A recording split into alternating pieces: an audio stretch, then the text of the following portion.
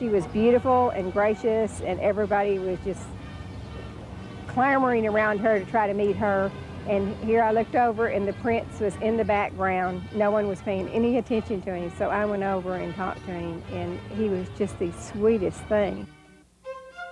Princess Grace, Shirley Temple Black, Lady Bird, and Nellie Connolly were 4 of the many famous people who visited the Women's Pavilion. It was built through the efforts of an enterprising group of women who generated memberships at $10 each, and with the generous assistance of H.B. Zachary. We had some 12,000 members by the time it was, fair was over, you know. Every state in the Union and 7 foreign countries. The Women's Pavilion was truly a collaborative work. Ceramic tiles with board members' handprints can be found on the building. They were done by Ethel Wilson Harris, who was a curate at San Jose Mission. The top women in the military were honored at the fair.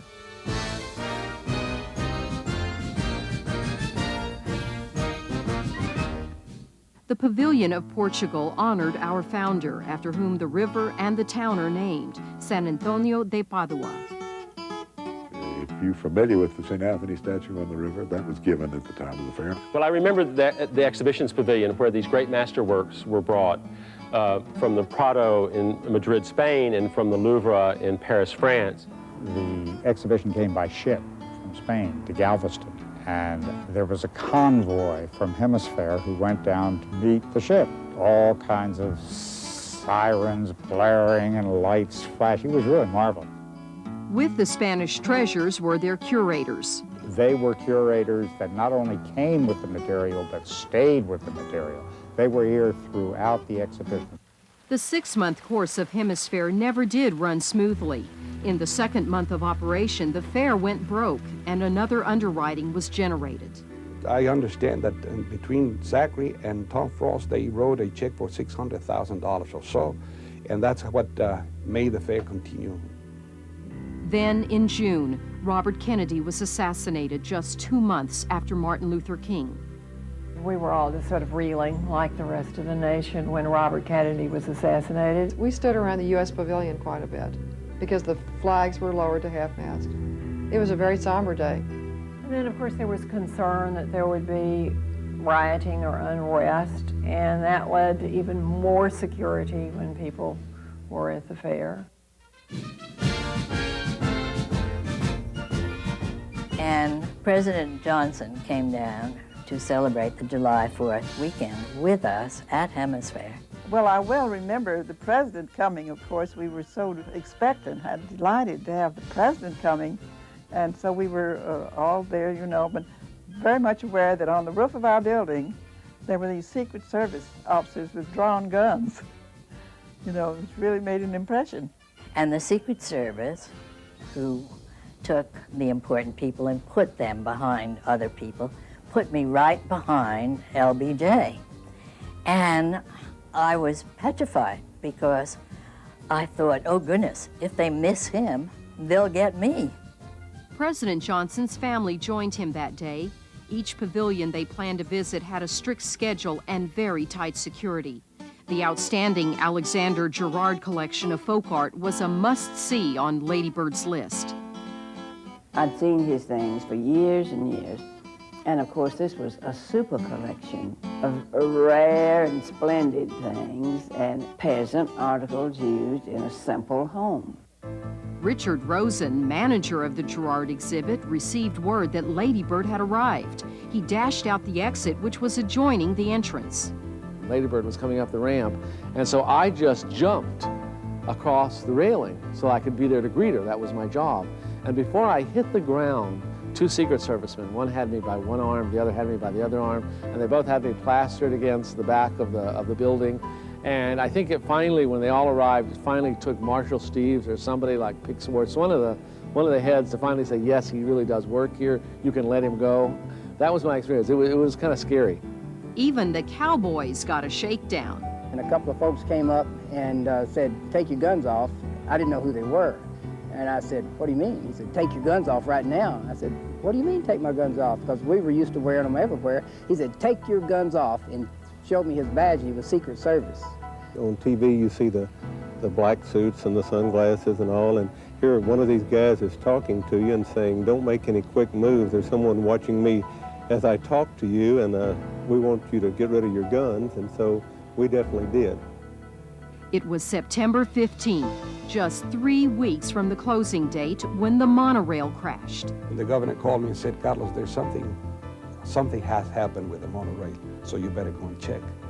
And I went to see what had happened, and it had a crash. And there was a lady who died there. It fell on the water, and it was a very sad scene. I was very moved by the fact that all of the airmen from Lackland Air Force Base who were attending the fair that day just immediately knew what to do. They kind of moved back, the folks back, so that the little ambulance vehicle could get to the people. It was just a bad day, and you wonder why those things happen, but it did. And so October 6th arrived, and HemisFair was over. And when it was over, it was just as though you closed the book.